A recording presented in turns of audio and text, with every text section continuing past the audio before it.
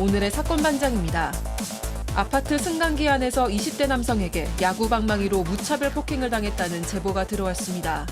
가해 남성은 피해 여성과 일면식도 없는 사이였습니다. 조직폭력배 출신 유튜버 겸 BJ가 마약 투약과 판매 혐의로 구속됐습니다. 그동안 개인 방송을 통해 교도소에서 있었던 일화와 조폭 생활 후기 등을 올리기도 했습니다. 뾰로로 안녕하십니까. 아유, 오늘 쳐서 그런데 왜 이렇게 더울까요 진짜. 좋습니다. 진실 추적자 사건 반장 시작합니다. 말씀드린 대로 오늘 절기상 처서입니다. 더위가 그친다는 뜻이죠. 무슨 일이 있어도 그동안 절기 구분이 철저하게 맞아떨어져서 역시 선조들 해안에 감탄했던 적이 한두 번이 아니었는데 세상에 이번 더위는 이게 통하질 않습니다. 이 폭염 열대야 무려 9월 초까지, 다음 달 초까지 계속될 거라는데요. 자, 더위에는 이열치열, 보는 것만으로도 열이 확 받는 사반과 함께. 자, 오늘 출연자 소개 올리죠. 백다희 아나운서, 양지열 변호사, 김은배 전 서울청팀장, 박지훈 변호사 나오셨네요. 안녕하세요. 안녕하세요. 3분 사는 친구 이정화도 사반 보는 건 안 비밀 하신 조미용님. 자, 경주 간포에서 카라반 합니다. 퇴실 손님들 분리수거만 잘해줘도 정말 감사한데 세상에 뒷정리는 물론 직원들 먹으라고 저렇게 간식까지 주고 가셨어요. 정말 눈물 나요 하신 최명현님. 자, 지난 18일 의정부 밀락의 극장입니다. 앞에 사람이 없어도 꼴불견인데 세상에 사람 있잖아. 그런데 저렇게 쌍욕을 올려놓고 있어요. 하신 서담비님. 사람이 있습니다. 사랑하는 우리 준표 오랫동안 아파하다가 제품에 안겨서 멀리 떠났어요. 슬픔에 아무것도 할 수가 없습니다. 하신 박선희님. 자, 오동겸님, 박순아님, 모두 이성민님 모두 사랑합니다. 자, 재미는 물론 의리로 함께하는 아스사바 뉴스 750. 대한민국과 전 세계 동포 가족 여러분의 시선을 모아서 출발합니다.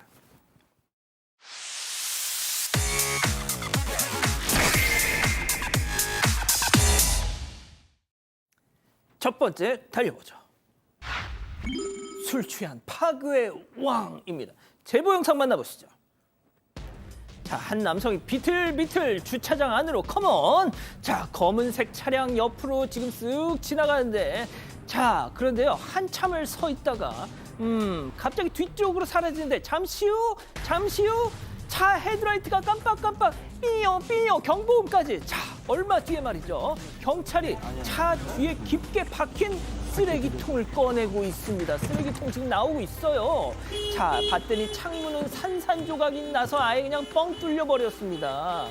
검은색 차 뒤로 사라졌던 게 결국은 쓰레기통으로 박살을 내놨던 거였군요. 네, 지난달 26일 인천광역시 연수구에서 벌어진 사건입니다. 제보자는 주차장에 차를 주차해놓고요, 지인들과 함께 식당에서 밥을 먹고 있었습니다. 그런데 오후 11시쯤 술에 취한 듯한 남성이 제보자 차로 다가와서는 사이드미러를 붙잡고 한참이나 있었다고 합니다. 그러더니 길거리에 있던 쓰레기통을 찾아와서 안에 있던 쓰레기를 털어버리고 뒷창문을 내리쳤습니다. 창문은 당연히 산산조각이 났고요. 쓰레기통은 그대로 내버려 두고 떠났습니다. 그리고 약 1시간 뒤에 다시 현장에 찾아왔는데요. 차를 둘러보고 운전석 문을 계속해서 열어보기도 했다고 합니다. 이후 제보자 일행이 불렀던 대리기사가 나타나니까요, 무단횡단을 해서 택시를 타고 도망을 가버렸다고 합니다. 저거 말이죠. 저 차, 깡통차가 1억 3천만 원입니다. 수리비는 어쩌... 자, 제발 양 변호사님, 저 범인 잡혔다고 해주세요. 아직 못 잡았습니다. 경찰에 신고를 하고 국과수까지도 현장 분석을 했다라고 하는데 밤이 어두웠잖아요. CCTV에 찍히긴 했는데 얼굴을 알아볼 수 있는 정도가 아니었고, 그리고 쓰레기통에 얼마나 많은 사람들이 만졌겠어요. 지문이 너무 많아서 식별이 불가능한 상황이라고 합니다. 말씀하신 것처럼 차가 상당히 고가여서 이거 범인을 잡은 다음에 정비소 골라서 이렇게 수리를 하려고 하는데 그게 어려운 상황이라서 지금 그 좋은 차를 비닐을 덧대서 운행을 하고 있다라고 하는데, 비닐이요? 네, 혹시라도 방송 사건만 나오고 나면 잡을 수 있지 않을까 해서 제보를 하신 겁니다. 아유, 얼마나 속상하실까. 아유, 좋습니다. 자, 다음 또 이어가죠. 그러다가 큰일 나요입니다. 자, 도로에서 위험천만 행동하는 사람들 모음집입니다. 먼저 사방가족께서 제보해 주신 사진 보시죠. 자, 신호대기 중 동승자가 촬영한 사진인데 운전석 위로 웬 꽃이 활짝. 태양을 피하고 싶어서 아무리 달려봐도 자, 머리 위로 양산을 펼쳐 들었습니다. 혹시 무슨 햇빛 알레르기 같은 병 아니 근데 저러면 시야가 가려지잖아. 위험합니다 이거. 그렇습니다. 제보자가 제보한 건데 최근 경기 파주 수판도시 이동 중에 한 차량을 봤는데 차량이 차선을 왔다 갔다 하면서 밟아 다니는 거예요. 그래서 이 운전자가 생각하기에 저 운전자가 졸음운전인가 아니면 혹시 음주운전인가 싶어서 예. 운전석을 저렇게 봤더니 한 여성분이 양산을 피고 차 안에서 운전을 하더라는 거예요. 저 양산 피는 이유가 아마 햇빛이 따가우니까는 양산을 핀 것 같은데 양산을 피게 되면은 시야가 좁아지지 않습니까? 네. 사고 위험이 있기 때문에 제가 보기엔 앞에 그 햇빛 가리개 있지 않습니까? 우리가 앞으로 좌로 움직일 수 있거든요. 햇빛 가리개로 가려야 되는데 양산을 피고 운전한다? 저도 저렇게 양산을 피고 운전하는 분을 처음 봤기 때문에 저렇게 운전하시다가는 사고 위험이 있으니까 절대로 양산을 피지 마시고 햇빛 가리개를 이용하시거나 썬팅을 해서 햇빛을 좀 감소시키는 방향으로 했으면 좋겠습니다. 그러니까요. 자, 이번엔 영상으로 함께 만나보시죠. 자, 도로 위로 파라솔. 자, 자세히 봤더니요. 저 파라솔 밑에 전동 스쿠터가 예, 자기 몸보다 훨씬 큰 파라솔을 이고 태양을 피하고 싶었어. 자, 예, 죄송합니다. 자, 역시나 저걸 세상에 자, 박 변호사님. 네. 양산에 이어서 파라솔 해운대 해수욕장에서 뽑아왔습니까? 자, 전동 스쿠터로 보이는데요. 그 위에 아주 큰 파라솔이 있고 그걸 달고 다니고 있는 그 모습입니다. 근데 문제가 있어요. 본인 입장에서는 내 스쿠터 별로 안 크기 때문에 아니 자동차에 비하면 작지 않느냐 이렇게 얘기할 수 있지만 예측이 불가능한 거거든요. 옆에서 차량들 움직일 때 스쿠터라고 생각하고 들었다가는 접촉이 사고가 날 수가 있습니다. 매우 위험한 상황이고 다만 교통 약자, 장애인이라든지 그런 상황인지 확인은 안 되고 있는데 목격자에 따르면 그 약자 같이 보이지는 않는다고 합니다. 약자라면 만에 하나 이해할 수 있는 방법도 있지만 그게 아니라면 교통사고라든지 아니면 안전한 방법으로 속도, 운전을 해야 되거든요. 그 부분을 좀 위반한 것 같고 단속한다면 아마 조치가 좀 될 것으로 보입니다. 예, 알겠습니다. 자, 다음 또 이어가죠. 참 가지가지하네. 자, 황당한 제보 영상 만나보시죠. 자, 야심한 새벽 한 남성이 뭔가 급한 듯 빌라 주차장으로 지금 다가오고 있습니다. 쑥 들어가죠. 갑자기 몸을 숙이고는 속을 개워내네요. 식사하시는데 죄송합니다. 아이고. 자, 엉덩이를 막 들썩들썩 하는데 자, 뭘 할까? 잠깐만. 손에 아까운 없던 화분이 들려 있습니다. 요놈 아주 이거 예쁘게 생겼네. 아유, 화분에다가 받침대까지 소중하게 챙겨들고 슝 사라지는데요.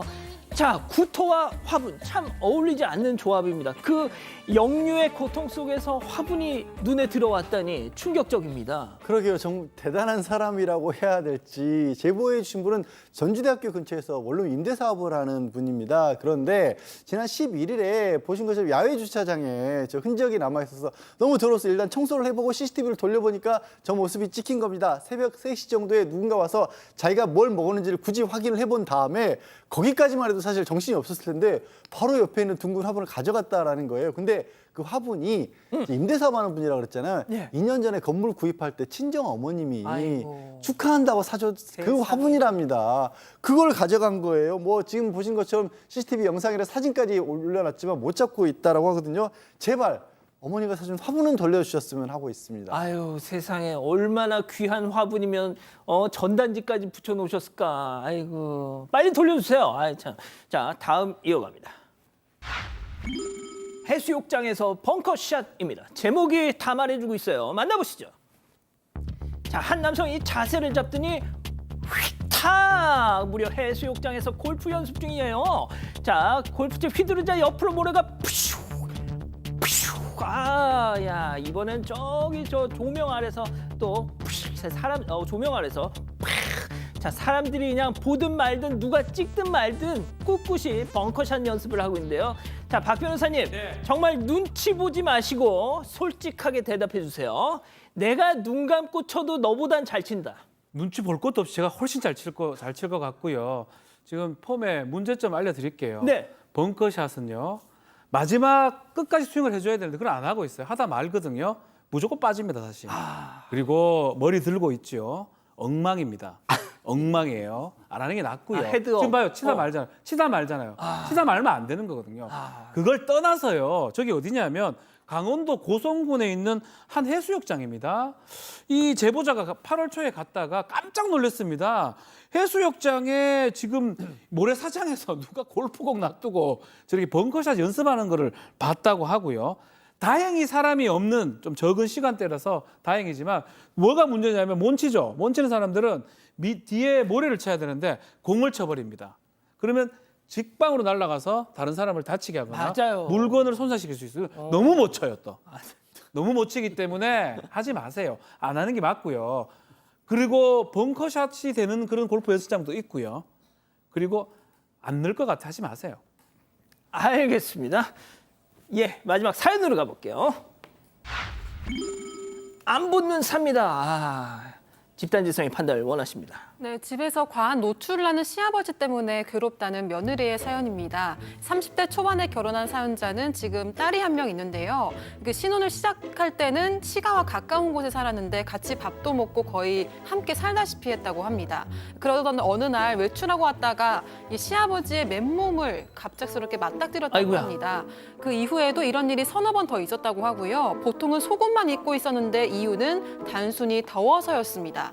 남편과 시어머니에게 여러 번 토로도 해봤지만 대수롭지 않게 여겼다고 하고요. 그러다가 3년 전부터 시가와 아예 합가를 했다고 합니다. 하루는 고등학생이 된 딸이 학교 가기 전에 아침밥을 먹는데요. 시아버지가 덥다면서 반바지만 입은 채로 같이 밥을 먹었다고 합니다. 사연자가 화가 나서 딸에게 조용히 혹시 엄마 없을 때 할아버지가 윗옷을 벗고 있었냐고 물어봤는데요. 그런 적이 많다 이렇게 대답을 한 겁니다. 남편과 시어머니에게 다시 이야기를 해봤지만 여전히 아버지 습관인데 어떡하냐, 가족인데 뭐 어떠냐 이런 반응이라고 합니다. 그래서 혼자 고민을 하던 중에 사건 반장에서 피부병으로 속옷 입고 다니는 시아버지 이 사연을 보고 너무 공감이 돼가지고 제보를 하게 됐다고 합니다. 맞아, 어쩐지 기시감이 있더라니까요. 네, 그래서 사연을 보내게 된 건데요. 가족들 앞에서 과하게 옷을 벗고 있는 시아버지, 제가 예민한 건가요? 라고 사연을 보내왔습니다. 그렇군요. 자, 기다리고 기다리셨던 부처 핸즈업 타임 6천여 분의 가족 여러분들 함께하고 계십니다. 채팅창에 OX로 함께 참여해 보시죠. 먼저 시아버지입니다. 예, 다엠이야. 내가 겨울에 태어난 나 몸에 열이 많은 태양인이다. 난 더운 게 너무 시려. 응? 시애비가 오죽 더우면 이러겠냐. 이딴 거 갖고 사반에 제보할 정성이면 네가 좀 에어컨 좀 바꿔줘라. 너 신랑 은배도 나 닮아서 발가벗고 다니는데 왜 나만 갖고 그래? 내가 내 집에서 아들 며느리 눈치 보고 살리. 그럴 거면 나가 니들. 원룸이라도 얻어서 나가 동그라미. 자, 좋습니다. 자, 다음은 사연자 며느리. 아니요, 아버님, 제가 언제 의관을 정제하고 계시라고 했어요. 다만 좀 최소한 주요 부위는 좀 가려주셨으면 좋겠다 해서 말씀드리는 거죠. 아니, 저야 그러려니 하는데 다혜 앞에서까지 트렁크 한 장만 입고 계시면. 아니, 그리고 아버님, 집에서 나가라뇨. 어떻게 그런 말씀을. 아버님 진짜 나쁜 놈. X. 자, 말할 게 없어요. 야, 아버님 혼자 사세요. 자연인들도 옷은 입거든. 우리가 가끔 이제 옷 벗고 있는 자연인들 보도한 적이 있는데 비판하고 비난하지 않았습니까? 지금 문제는 빨가벗고 계세요. 위에 기본으로 그러니까 이거는 뭐냐하면 습관도 아니고요, 더워서도 아니고요, 남에 대한 배려심과 의식이 전혀 없다는 겁니다. 저는 상당히 잘못된 거고요. 빨가벗는 게 문제가 아니고 그럼 밖에 빨가벗고 나가죠. 그러면. 뭐 그냥 그래 댕기죠. 말이 안 되는 행동을 해놓고 오히려 지금 적반하장으로 나오는 거거든요. 최소한만 하면 돼요. 위에 있고 밑에 있고 이거 가르쳐줘야 됩니까? 이걸 알려줘야 돼요? 아유, 지금 흥분하셨어요. 아니 마스크 이런 거 할 필요 없고요. 예. 위에 반팔티 입고 밑에 입고 그렇게 사시라고요. 예. 자, 은배 팀장님이 여기서 유일하게 지금 시아버지신데요. 지금 저 내용을 보니까 네. 벌거숭이는 아닌 것 같고 예. 팬티만 있는 맞아요. 걸로 지금 보고 그런 것 있는데요. 같습니다. 어찌됐든 저 양반이 좀 수영장이 아니잖아요. 수영장이 아니면 며느리라든가 그 고등학생 그 손녀가 있으면 조심스러워야 되는 거고, 제가 사진을 보니까 저 시아버지 몸매도 좋지 않아요. 보여줄 것도 없어. 아니, 저건 아니 어쨌든 간에 그런 상황인데 팬티만 입고 있다는 건 잘못된 거니까 반바지 입고 위에 정 더우면 그 반팔 소대나시라고 만들고 뭐라고 그러죠? 그 파인 거를 모르겠어요. 있어요. 아무튼 파인 옷이 네, 있어요. 네, 네. 그 정도는 이해가 되지만 위통을 벗고 속옷만 입고 있다. 요거는 안 되니까 예. 다음부터는 절대로 그러시면 안 됩니다. 팀장님, 네. 시아버지시잖아요. 네. 나 며느리 앞에서 이 삼각 이 수영복 입어서 보여준 적이 있다. 아니 우리 이제 강원도로 놀러 갔는데 당연히 수영복을 입고는 보여줬죠. 삼각 사각. 사각입니다. 사각. 사각인데 며느리는 데서는 위통을 안 벗지만은 아, 진짜? 수영장에서는 어쩔 수 없이 팬티는 보여줍니다. 죄송합니다. 그렇군요. 자, 양 변호사님. 저희 작고하신 할아버지 계실 때는요, 식구들 나이가 어느 정도 되잖아요. 집에서도 반바지도 입으면 혼났었습니다. 오히려. 그러니까 기본적으로 뼈대 있는 집안이시네요. 아니, 저희 뼈대를 얘기하는 게 가족끼리일수록 오히려 더 엄격해야 되는 게 맞는 거 아닐까요? 이게 시아버지면 그래도 연세가 좀 있으신 분인데 좀 모범을 보셔야죠, 손주한테. 자, 좋습니다. 본인 의견 더하기 가족 여러분. 저는 진짜 답답한 게 이 남편이랑 시어머니도 별 문제를 못 느끼시니까 그게 제일 문제인 것 같고요. 그래서 좀 최대한 뭐 에어컨을 가장 강하게 틀어드려서 최대한 더위를 못 느끼시게 한다거나. 전기요금은 누가? 뭐 이게 저희가 내겠죠. 부부들이 내겠죠. 그리고 뭐 아니면 정말 뭐 괜찮은 좀 안에 그 옷을 사드려서 입으실 수 있게 하던가 그렇게 할 것 같아요. 네. 제 손에서 할 수 있는. 가족들 의견도 전해드리겠습니다. 바른사람님, 이건 참을 수 없는 일입니다라고 하셨고요. 오뚜기님, 따로 사시고 가지 마세요라고 하셨습니다. 무소과금님은 에어컨 풀로 틀어드리세요라고 하셨습니다. 그렇군요. 자, 사반 제보 메일과 카톡 제보 채널에서는 많은 사연과 제보 기다리고 있습니다. 자, 사진작가 손태성님이 우리 사반 가족들과 함께 희망의 기운을 나누고 싶다 하시면서 사진 한 장을 보내주셨습니다. 혹시 문보우라고 들어보셨습니까? 대기 중에 수증기가 달빛에 반사되면서 생기는 달 무지개랍니다. 자, 이게 육안으로는 볼 수 없는 광경이라는데요. 보시죠. 자, 지난 19일 새벽 1시 33분 전남 한평군 불갑산 연실봉 달이 떠 있을 때 비가 보슬보슬 내리자 뭔가 그림이 되겠다 싶어서 30초간 장노출 촬영을 했더니 세상에 바로 저기 저 칠흑 같은 어둠을 뚫고 쫙 내리쬐는 달 무지개 보이십니까? 그야말로 자연이 선사한 장엄한 장관 되시겠습니다.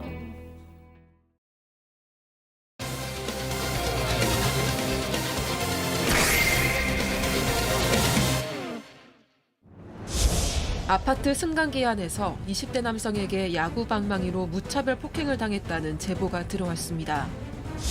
가해 남성은 피해 여성과 일면식도 없는 사이였습니다.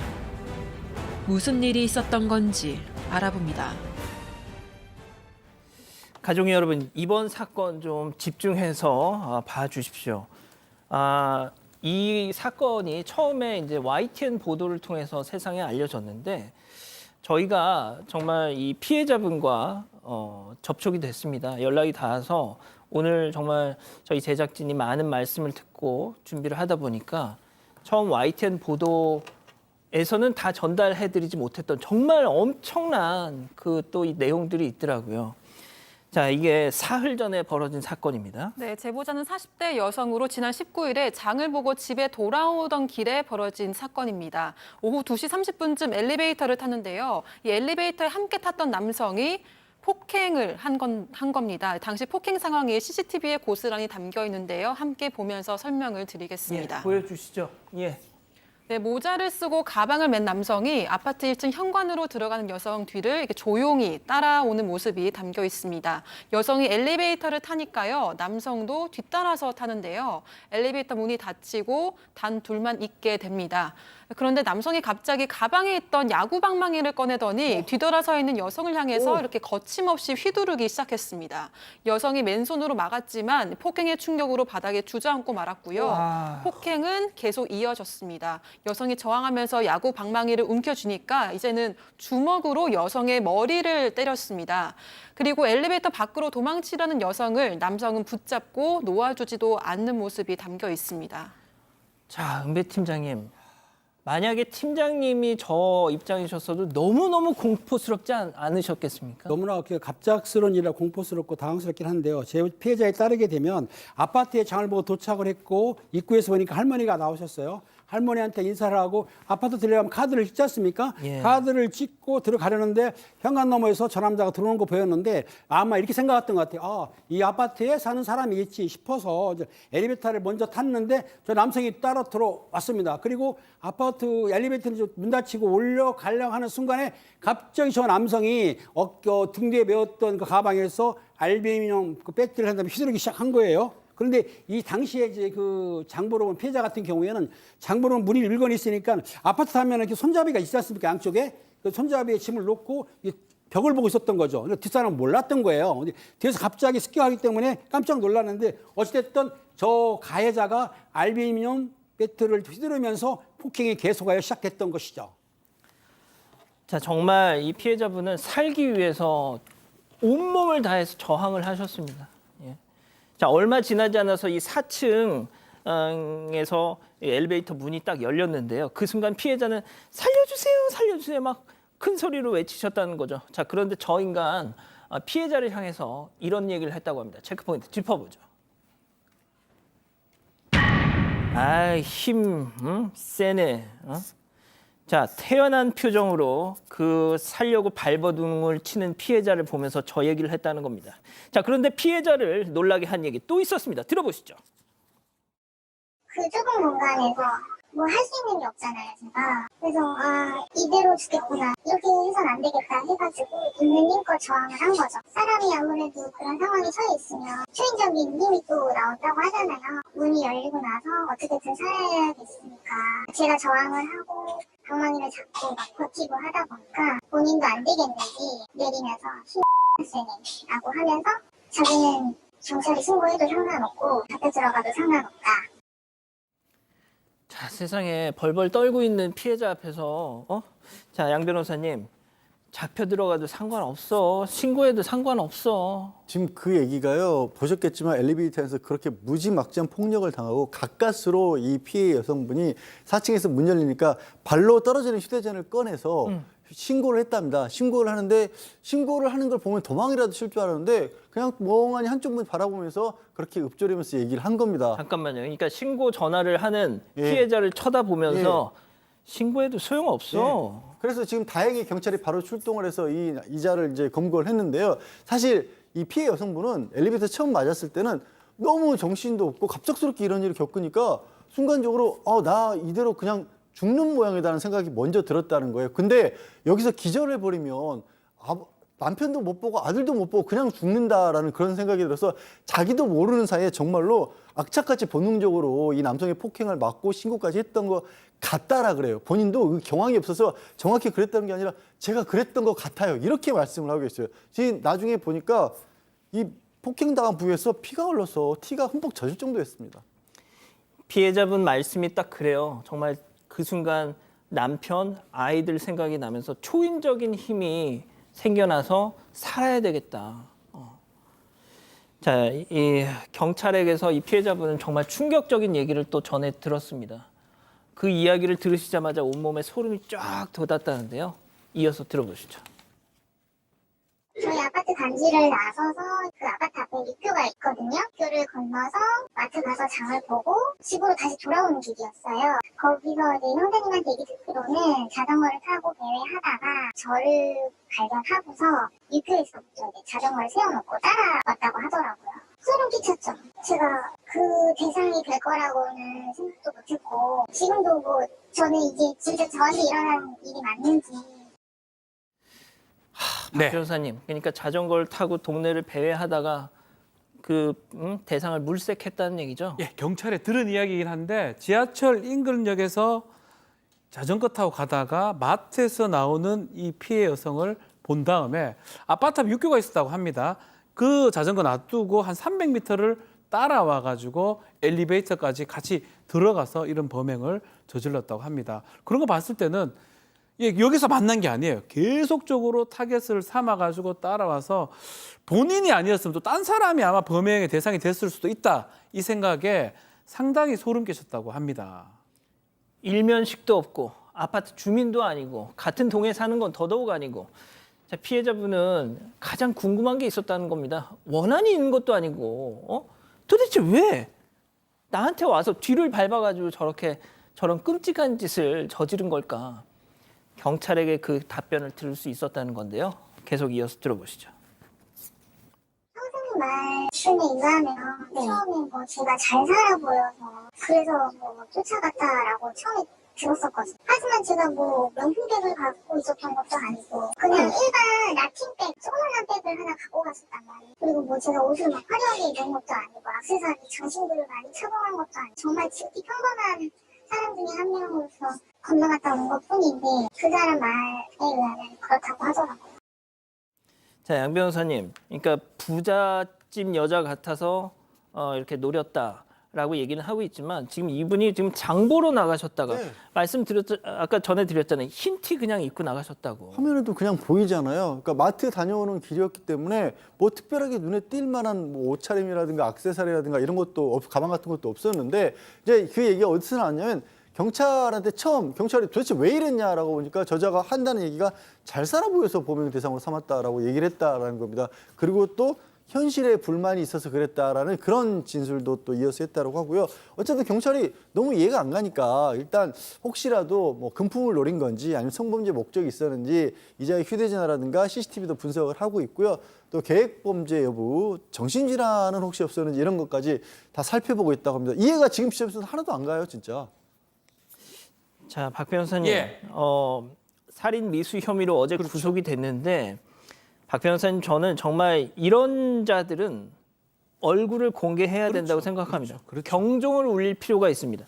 자, 살인이나 아주 정말 극한의 어떤 범죄로 이어지진 않았습니다만 그게 피해자분의 기지와 용기 덕분이었지 선의가 아니었어요. 일단은 신상 공개 대상은 되기 좀 어려운 상황이긴 한데 어쨌든 만약 법이 개정된다면 신상 정보를 공개한다면 이 사람이 왜 이런 행동을 하게 됐고 앞으로도 막을 수 있는 어쩌면 가장 유력한 수단일 수가 있습니다. 지금 단계에서는 뭐 왜 했는지 알 수가 없는 상황이잖아요. 범행 동기라든지 정말로 부유해 보여서 따라왔다고 이게 납득할 수가 있습니까? 정신병력이 있는 건지 확인이 가능합니다. 이전에도 이런 행동을 했는 건지 확인이 가능하기 때문에 필요한데 피해자 입장에서 한번 봅시다. 정말 대낮에 장 보러 갔다가 이런 공격을 당한 거거든요. 지금 뭐 머리에 이제 열상 같은 게 봉합했다고 하는데 아이가 있는데 아이한테는 넘어져 다쳤다 이렇게 얘기를 하고 있다고 하고요. 손으로 이제 막았기 때문에 기지로 손은 또 많이 다쳤습니다. 근데 사실은 몸의 상처들은 저는 뭐 어느 일정 시간이 지나가면 다 나을 거예요. 문제가 뭐겠습니까? 저분 앞으로 엘리베이터 탈 때마다 저런 일이 생기고요. 육교 앞에도 못 가고요. 아파트 앞에서 항상 뒤를 돌아보게 됩니다. 이걸 트라우마라고 그러죠. 인생을 어떻게 살겠습니까? 젊으신 분인데 저것 때문에 평생의 트라우마가 남기 때문에 그게 더 문제입니다. 사람을 못 믿을 겁니다. 무조건 사람 돌아보고 이렇게 생길 거예요. 그래서 지금 뭐 심리 상담도 받을 예정이라 하지만 그게 치료가 완벽하게 되겠습니까? 그런 측면에서 계속 얘기를 하지만 얼굴 공개한다든지 신상을 공개한다든지 피해자하고 가해자하고 이런 걸 비교해 보면 어떤 게 맞는지는 이제 좀 한번 고민을 좀 해봐야 될 것 같습니다. 예. 자, 양 변호사님 아까 방송 시작하기 전에 저랑도 이제 그 말씀을 나눴지만 저 역시도 이렇게 엘리베이터 같은데 여성과 단둘이 타면 그러니까 상대가 이제 경계를 하면 솔직히 불쾌하잖아요. 그렇죠. 제가 치안 취급을 받는 것 같아서. 하지만 근데 이런 사건을 접하고 나면 할 말이 없습니다. 그러게요. 저 지금 남성도 얼굴은 안 나왔지만 저 가해자는 저도 겉모습을 봤을 때 그렇게 특이한 점이 있어 보이지 않아요. 뭐 이렇게 크게 우락부락하다거나 그리고 가방에 이렇게 작은 방망이 이렇게 감추고 있으니까 집 주변에 운동 다녀온 평범한 사람처럼 보일 수 있거든요. 저도 앞으로는 엘리베이터를 탈 때도 여성분들이 타시면 내가 내려야 되나 막 그런 고민을 하고 있어요, 지금. 진짜 신상 공개. 첫 번째 사건 이렇게 정리하고요. 두 번째 사건 이어갑니다.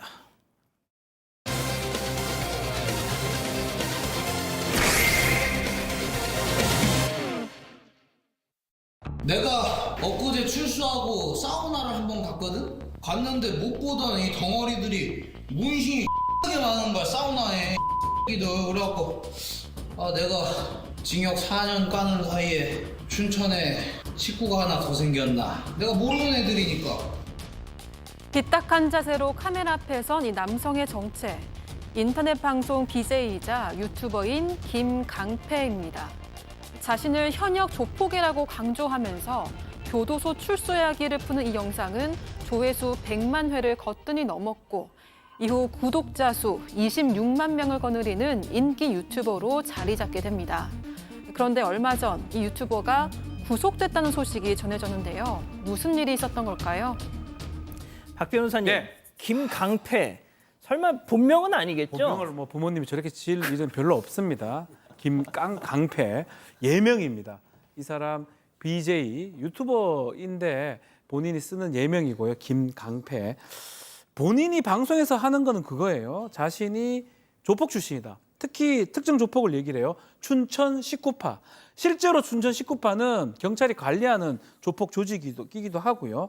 본인이 주장합니다. 교도소에 수감된 적도 있고 2021년도에 출소를 했는데 그 이후에 인터넷 방송을 하면서 조직폭력배니까 좀 더 관심 있는 사람 봐달라. 뭐 술도 먹고 교도소 얘기하면서 인기를 좀 끌었다고 하고요. 지금 구독자 수는 26만 명이고 2022년도에 베스트 BJ 선정도 됐습니다. 조폭 겸 유튜버라고 보는 게 맞는 것 같습니다. 본인 배에다가 춘천 생활 19파라고 문신을 저렇게 새겨놨어요. 저게 뭐 자랑이라고. 자, 근데 그 김강패 제가 좀 얘기 들어보니까 깡패 뭐 이게 아니라 본인 말로는 강한 놈만 팬다 해서 그렇게 강패라고 지었대요. 자, 뭐가 됐든 뭐 또 무용담 같은 걸로 먹고 사는 거죠. 그거 막 말로 풀면서. 네, 맞습니다. 다른 BJ들과 같이 한 방송에서 이야기를 한 건데요. 본인이 자신이 교도소에 가게 된 사건에 대해서 당시 뉴스를 보여주면서 좀 자랑하듯이 이야기를 했습니다. 실제로 당시 사건이 뉴스로 보도가 됐었습니다. 이 사건은 2015년에 수도권과 강원도 조직폭력배들이 도심 한복판에서 흉기로 집단 패싸움을 벌인 사건이었습니다. 이때 조폭들이 대거 검거가 됐고 이 유튜버도 징역형을 선고받았었는데요. 이 외에도 방송에서 아무렇지 않게 음주운전 또 무면허 전과가 있다고 밝혔습니다. 이뿐만이 아니라 방송에서 욕설과 협박 등 부적절한 언행으로 경고 또 방송 정지 조치를 받은 적도 있고요. 게다가 한 방송에서는 여성 BJ들을 취하게 한 뒤에 몰래 촬영해서 사진을 보내주겠다 이런 발언을 해서 논란이 되기도 했습니다. 또 2022년에는 출소 1주년 기념 방송 이런 방송을 하기도 했습니다. 자, 아유 저런 걸 누가 보냐 하시죠? 장난이 아니었습니다. 인기가. 물론 저는 몰랐는데 김강패 팬미팅 같은 게 열렸을 정도였다네요. 그 장면 직접 보시죠.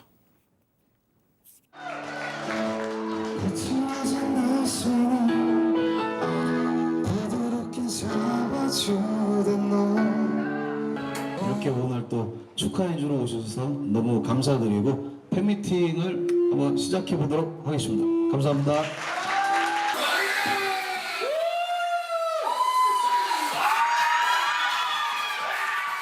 팬 있게 한번 안아드리겠습니다.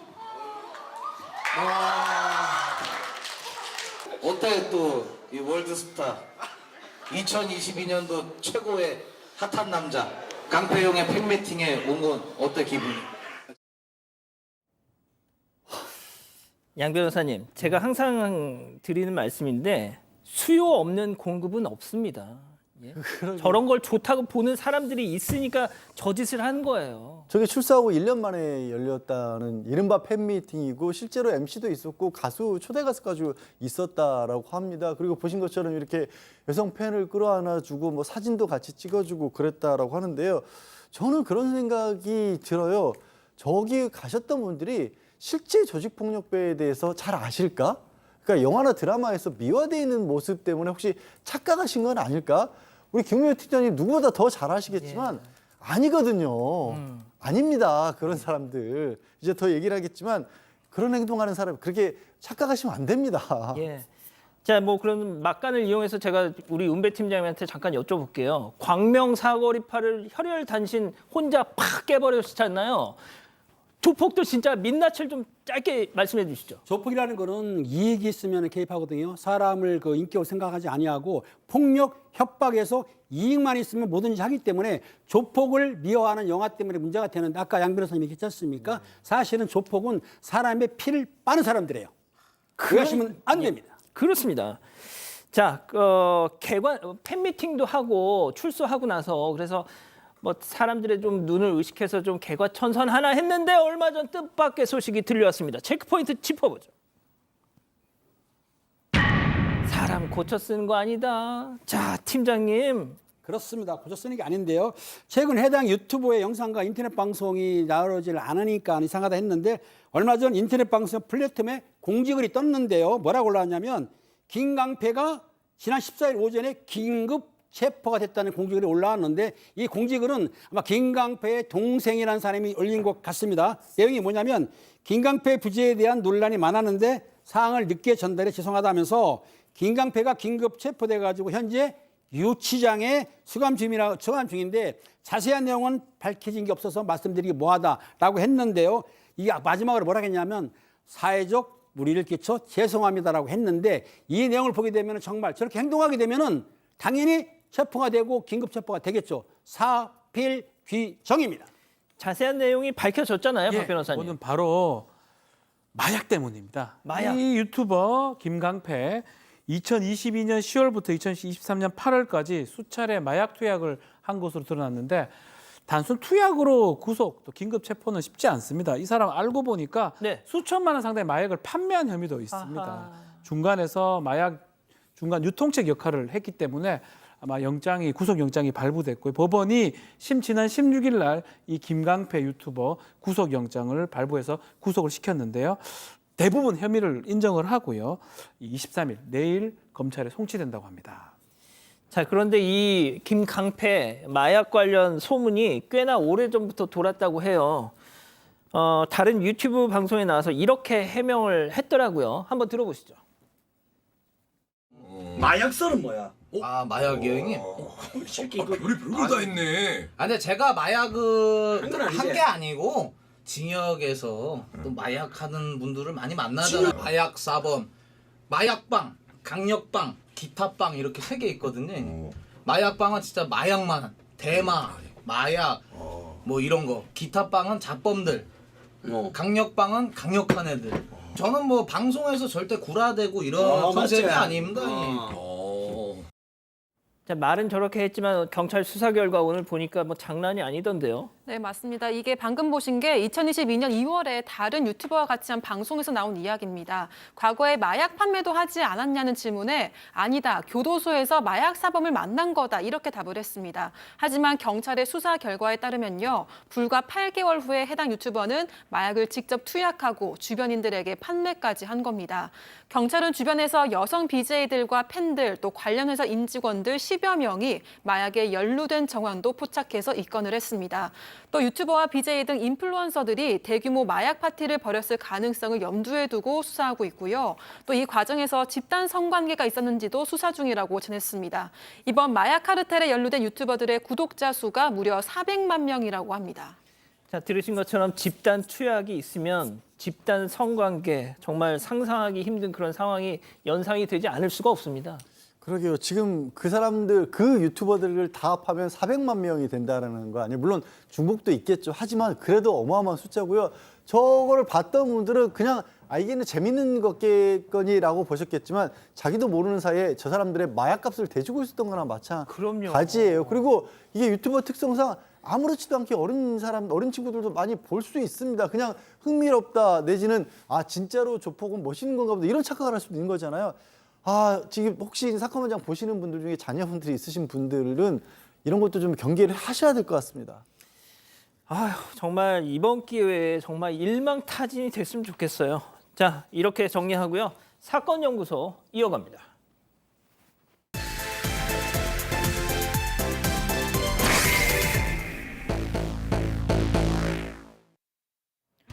(2013년) 서울 방배동의 한 가정집에서 귀신이 산다, 시신 썩는 냄새가 난다 이런 이상한 소문이 돌기 시작합니다.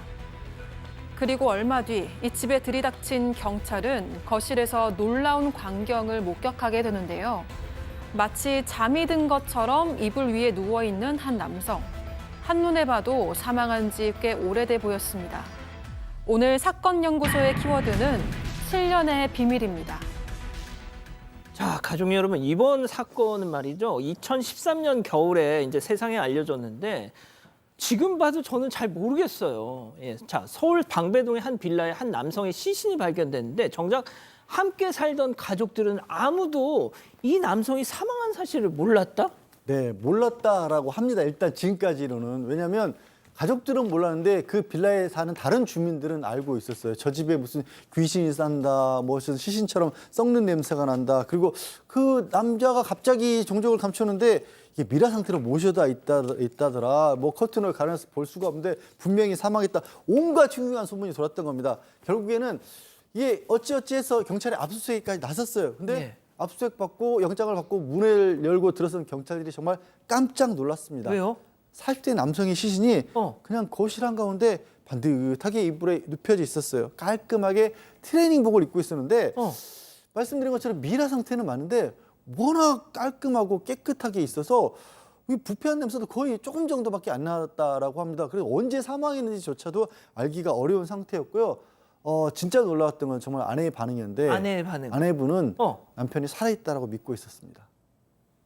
이거 약간 무슨 종교적인 뭐 그런 거예요, 이거? 아니요, 이상한 종교 전혀 아니었습니다. 이 남성은 일단 행정고시 합격을 해서 환경부 고위 공무원까지 올랐지만 간암으로 6개월 시한부 선고를 받고 2006년 10월쯤에 퇴원한 걸로 알려졌습니다. 아내는 약사였는데요. 이 퇴원한 남편을 집에서 돌보면서 약국일을 했었다고 합니다.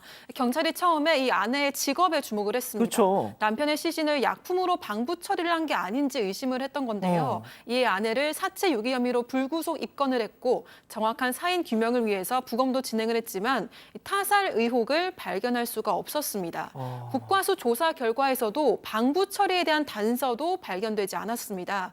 당시 사건을 담당했던 경찰 관계자는요, 남편이 투병과 항암 치료 등으로 상당히 말랐고 체내 수분이 거의 없어서 건조가 빨랐을 수도 있고 아내의 소독 습관이 파리 같은 곤충의 접근을 차단했을 거라고 추측할 뿐이다. 이렇게 설명을 했습니다. 와, 박 변호사님, 포르말린 같은 약품 처리를 안 했는데도 시신이 온전할 수 있다는 게 정말 되게 신기한데. 놀랍죠? 자, 그런데 보세요. 아내도 집에서 살고 있고 아이들도 있고 네. 그런데 세상에 이 지경이 되도록 계속 있었다는 게 말이 됩니까? 자, 일단 아내가 이미 사망한 남편을 씻기고 옷도 주기적으로 해서 갈아입혔다고 하고요. 어린아이 3명이 있습니다. 학교 가고 이럴 때 아빠한테 인사를 했다고 해요. 다녀오겠습니다. 아니, 시신을 향해서요? 그러니까 아이들이 어떤 판단으로 했는지 어떻게 했는지 몰라도 그냥 자연스럽게 그냥 계속 생활을 유지했다고 그러고요. 2006년 말쯤에 남편과 가까운 사람들이 집에 방문한 적이 있는데 그때도 안정이 좀 필요하다라면서 돌려보내고요.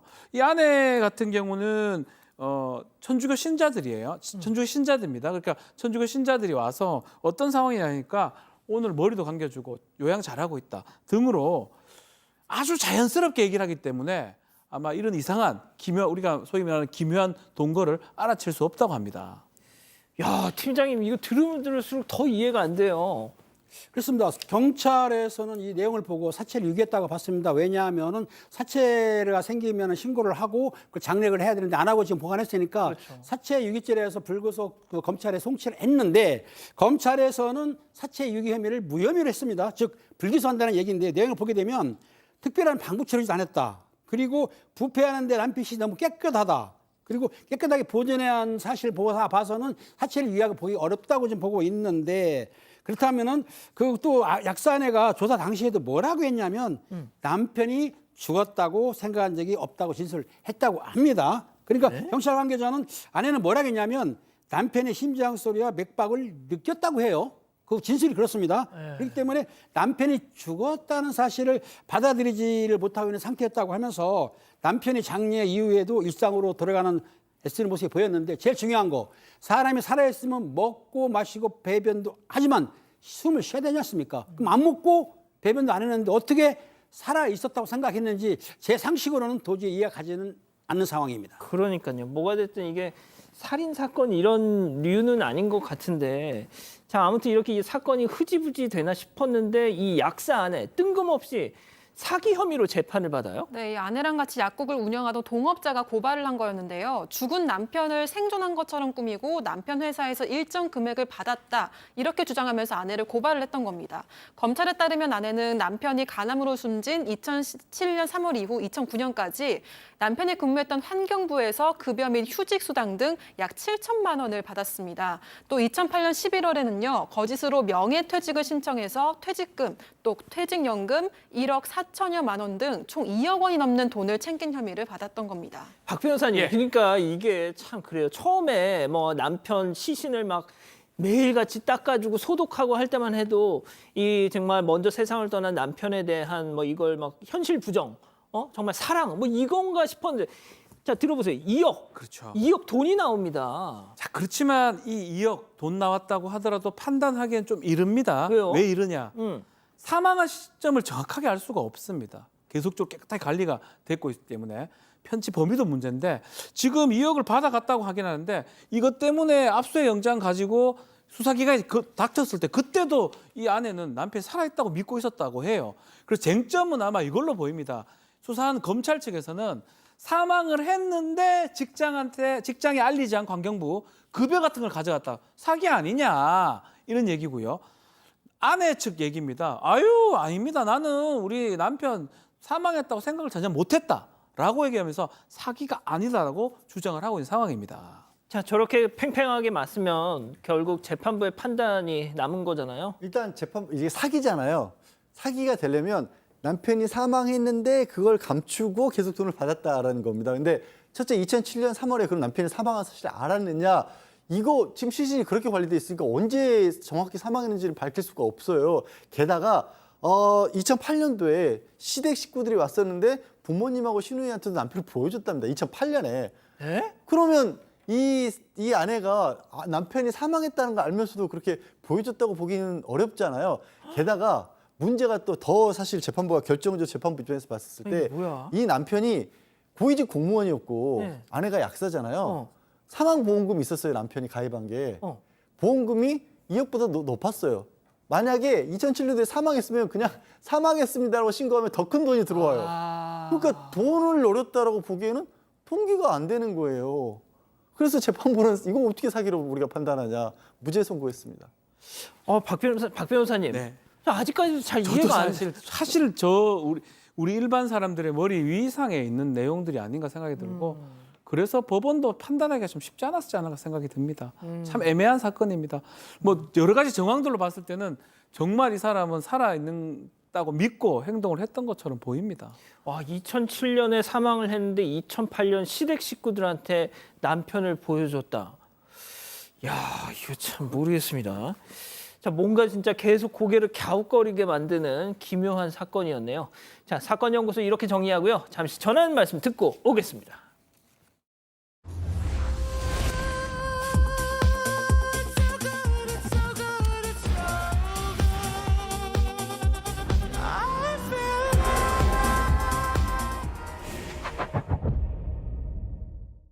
교과서 클래스가 다르다.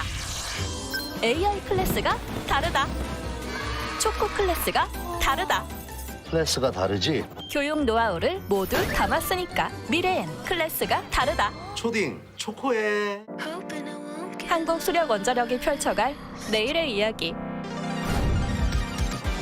눈부신 에너지로 더 밝은 미래를 불러오고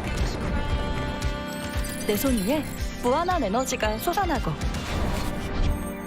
지구를 넘어 화성까지 에너지를 보낼 거예요. 상상조차 못했던 에너지를 만드는 일. 한국 수력 원자력이라면 해낼 거예요. 새로운 에너지 세상을 만들다. 한국 수력 원자력.